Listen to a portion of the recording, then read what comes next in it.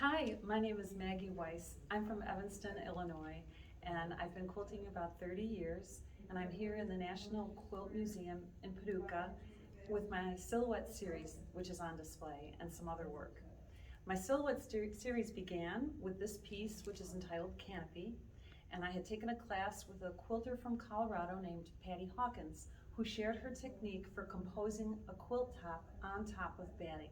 So that set me off with some great samples in class, and I knew they were calling me to become bigger.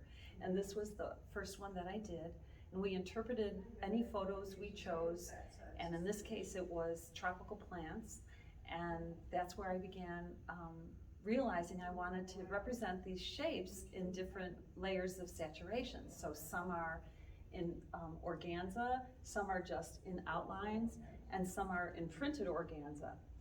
And then when I decided to quilt, I really started to have fun because the different fabrics in the background allowed me to change quilt patterns by section. And I was pretty conservative on this quilt, but in other quilts I changed dramatically, sometimes using the silk pieces that make up the background, which were jacquard patterned, as my guide for my quilting patterns. This was also an exercise for me in trying to learn about transparency with, and also the combination of tones and muted colors to create a little bit of luminosity in the background. So you'll see there's lighter areas and more saturated areas, and I was trying to convey light coming through the canopy of a rainforest when I was messing around. When I assemble a silhouette quilt, I first have to decide everything in the background ahead of time. I can't really change the background once I set it in place. So I generally use artistic concepts like rule of thirds for the composition and for the color placement, which you can relate to once you see all the pieces, you can tell. What else can I tell you about this? Lots of happy accidents with outlines and the solid pieces, and I have many more of these up my sleeve, but I just loved how I could take pieces that don't seem related whatsoever. This was a silkscreen piece of organza with, you know, dark pieces and an iridescent metallic organza, and have a quilt look good. So it was a great discovery. So this was the second piece in the series, and I challenged myself to do something really dramatic. I grew up with irises in the backyard. It was my mom's favorite, and I decided I wanted to interpret the shapes that irises present.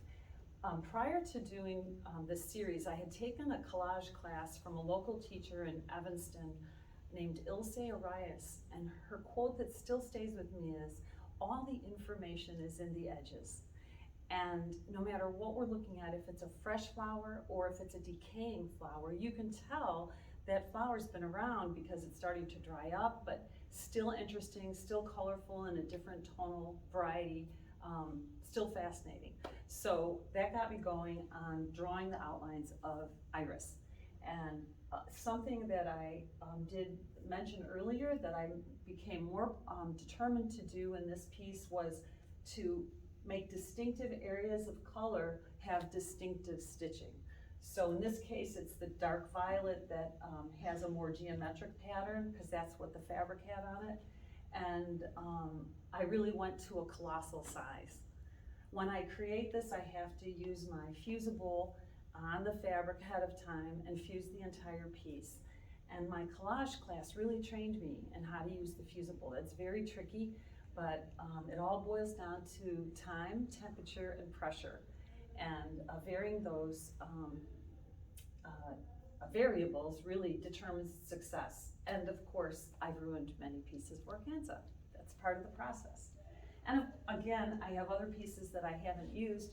Say, for example, the inside of this piece would be a solid piece of black silk charmeuse, which of course I can use again in another piece of artwork. It was incredibly satisfying. I do not have a long arm, and this was done using a Bernina 930. You know, one of the classic workhorse sewing machines of the 20th century, basically. What else can I tell you? You can see there's a crossover with the other quilt we just saw, where I've got the silk screened organza fabric that has neutral natural colors, and it fits in here. I'm not sure if you can tell that there's an iris shape on the other side. I would say about halfway down you can see this multicolored piece is cut out in the shape of an iris over there. So it kind of pushes it to the back and blends it in, but it repeats the pattern. This is my piece entitled Crocus, and you can see it's in the similar style of my silhouette series. Something I haven't mentioned before is that in order to start my background, after I dye the fabric, I tear it all apart into rectangles, and then I arrange it on the batting. So the reason I like that is because it creates a more compelling textile surface. People, when they see a fuzzy edge, they want to touch it, and I just love that idea that it's tactily appealing. So I begin that way, and for the first time with this quilt, I added cutouts of little groups of croci that I see in my yard as they open up and pop up in the spring. And it is kind of a universal figure for some plants, because I've had people say that's a lovely artichoke quilt, Maggie. And also water lily, it could be. So I take no offense whatsoever. I welcome anybody's interpretation, because these are all from nature. So they're repetitive shapes. Something that's different about this particular piece is that I used a little more solid areas of bolder blacks. And you can see that might have come from the interior of one of these other shapes, and that creates a pleasing repetition within the composition. Also, you can see again that I have kept some fabric that's almost, well, very pale, not white, but very light, so that we get the feeling of light suffusing the plants. And what else is different? This is similar to the iris quilt, really, though, in that the shapes of the plants are grounded. When I first started with the canopy composition, nothing implied being fixed to the earth. But with iris, they're so tall and statuesque, I needed to ground them, and I did the same for crocus. Now, you may never have seen an artichoke growing, but they are huge and tall, so it's easy to imagine why someone would think that this was that plant. But I can tell, being here amongst all these quilts again, that my machine quilting got much better as I continually practiced and did these different quilts. My stitches are smaller on these, and I also was able to find a lot more variety of jacquard fabric. So I'm following really a lot of different patterns. And something that I had on canopy, which you can see here also, is echo quilting within the plant shape of the crocus buds. So I'm echoing the outside shape of the crocus. Right over here we've got apple blossom dance, where I employed another technique from crocus, where I cut out images of apple blossom branches in a very pale neutral tone to suggest the tree shape and the branch shape.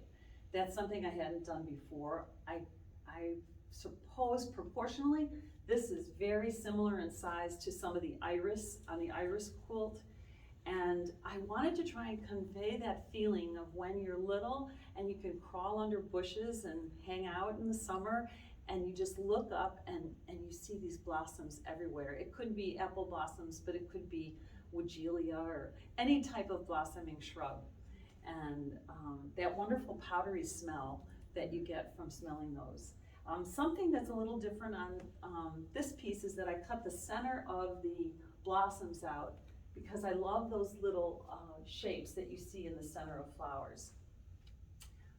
And also something different here is I applique with fusing the suggestion of those same shapes. So I did inverse over there. And something that I have used throughout the series is a commercial patterned organza. Even though I love silk screening and I love creating surface design on cloth, this would be a lot of work for me to create a a Devore fabric on my own. So I stumbled upon this at our local fabric store and pounced and used that. So it really came to a good end. Another thing that's different with Apple Blossom Dance is that I used printed fabrics for suggesting the shapes of the branches. And something that's also continual throughout the series is that I run the designs all the way off the edge. I want you to feel like you're in amongst these plants and the color experience. So I don't want there to be an implied frame or an implied limit. I want you just to be immersed in the color and the joyfulness of these artworks. Constructing these is takes quite a long time because everything has to be pinned in place before I do anything. 30 years ago when I first came to Paducah and then learned more about quilting, there was no fusing.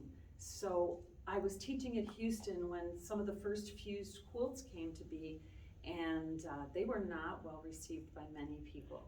It was frowned upon, and of course, fusing has come into its own and has been accepted, just like machine quilting, which was also causing murmurs and whispering when it debuted at the different quilt festivals. So this is all fused. And one of the challenges is you have to be absolutely sure before you applique something with fusing. So what I have to do is have a big piece of foam core board or insulation, and I pin up my batting, and then I carefully place all my rectangles, and it's pinned within an inch of its life. So there are pins everywhere on the surface.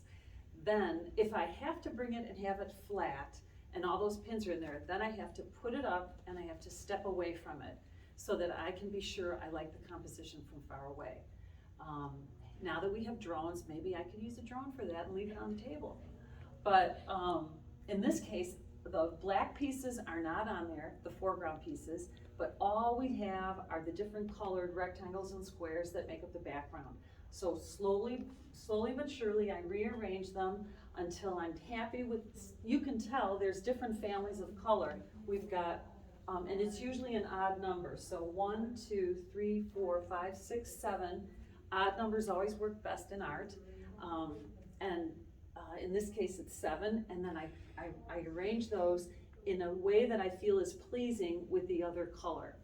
And because they're the accents, I would usually start with the color that's more prevalent for the background. But sometimes it switches, where I might have had more red on this, and I end up having more green because I just like the way it looks better. So because of this dialogue with the creative process, it takes time. I can't just say I'm doing this and have it done in 2 weeks. I would say most pieces take me, if I wasn't doing anything else, maybe 3 to 4 months, but I'm never not doing anything else. So it's 4 to 6 months probably for one piece.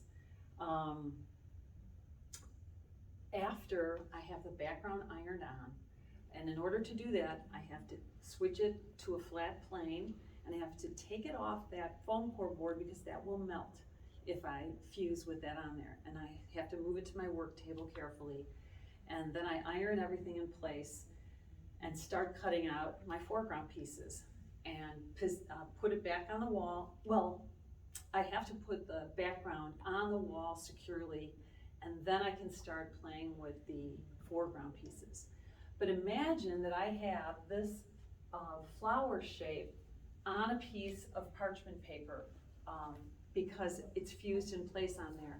Then I hold it up and I have to see how I like it. Do I need it higher, lower, left, or right? Then I have to peel off the parchment paper. That's the tricky part.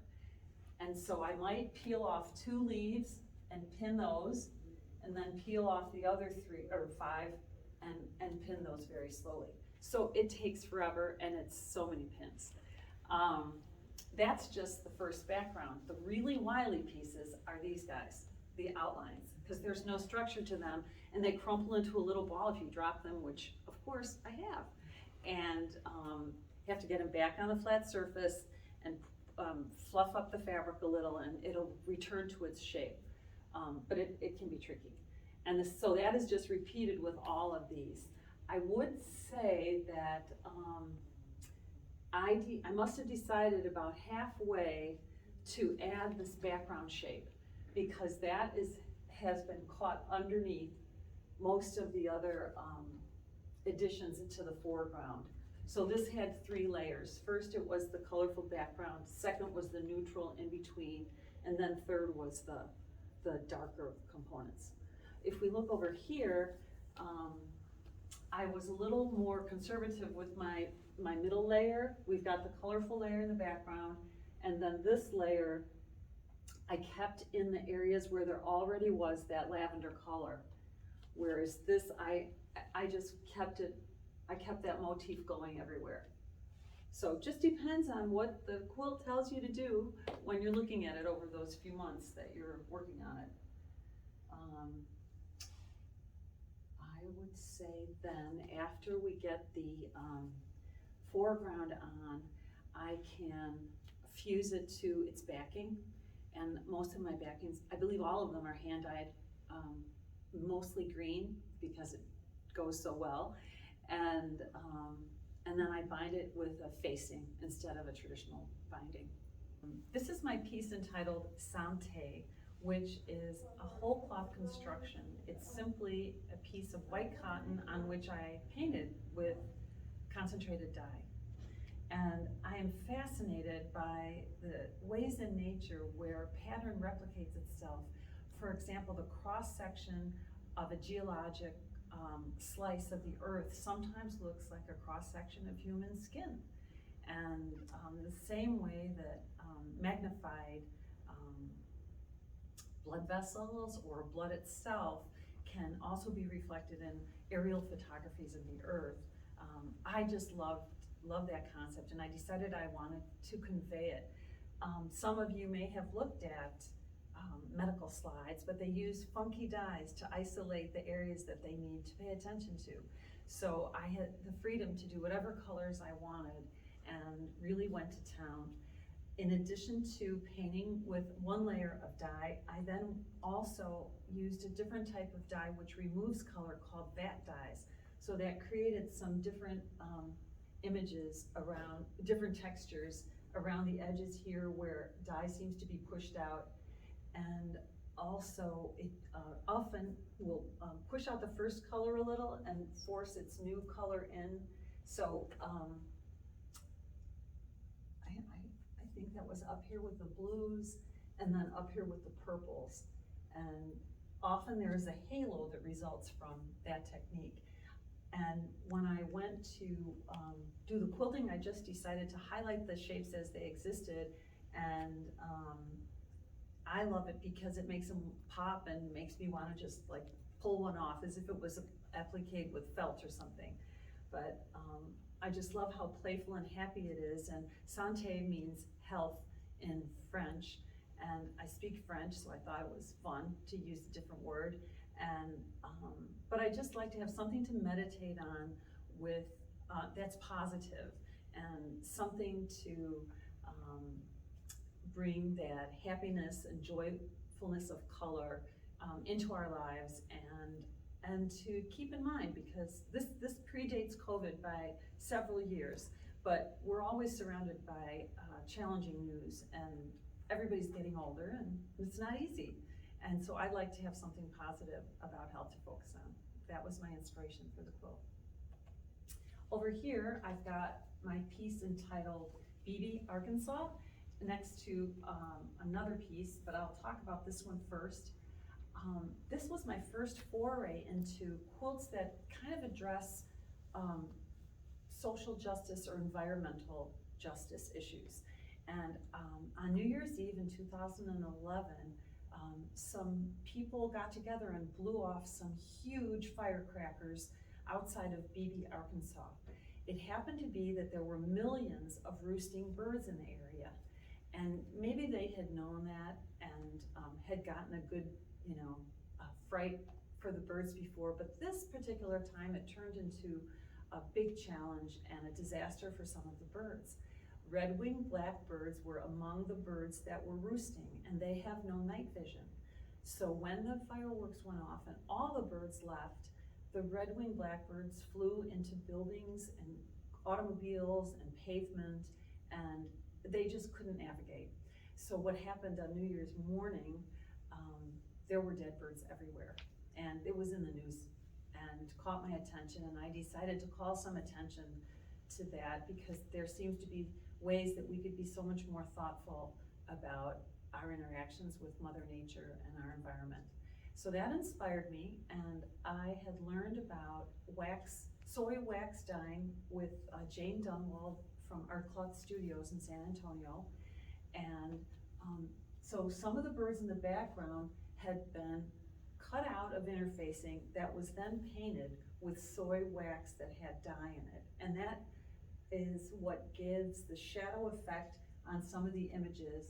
But in my imagination, it was also almost like an explosive effect. And in a way, there's only shadows of some of those birds left because they went to the great beyond in bird heaven.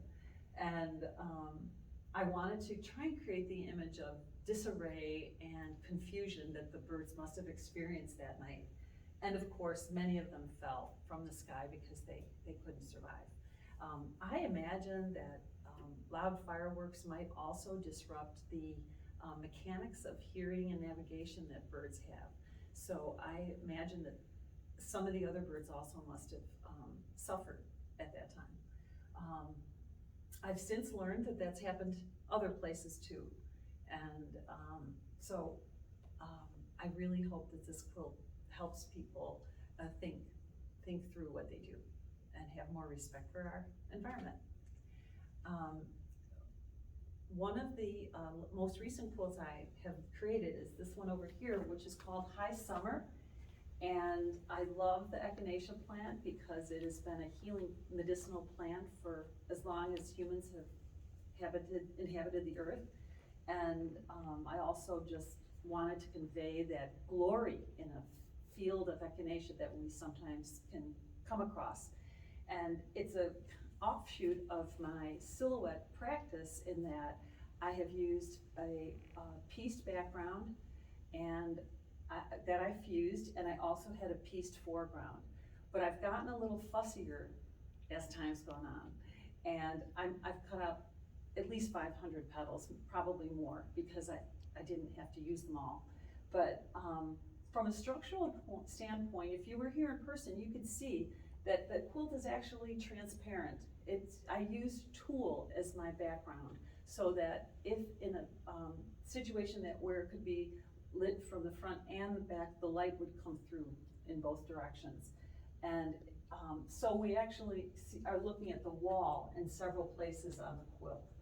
And I used many hand-dyed fabrics for the mid-tones, and the mid and dark tones ended up being more commercial fabric.